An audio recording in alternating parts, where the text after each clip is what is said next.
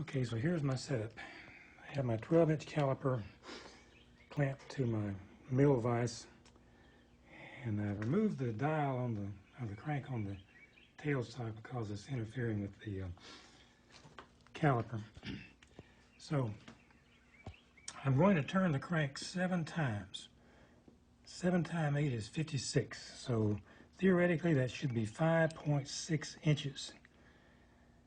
We'll see what happens.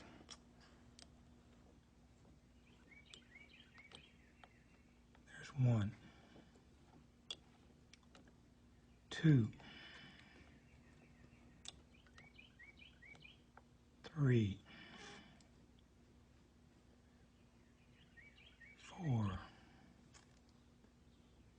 5, 6,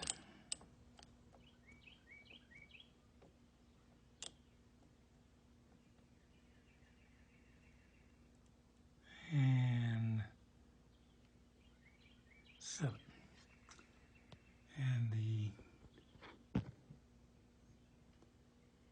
reading is 5.947 as opposed to 5.600, which it should be in theory.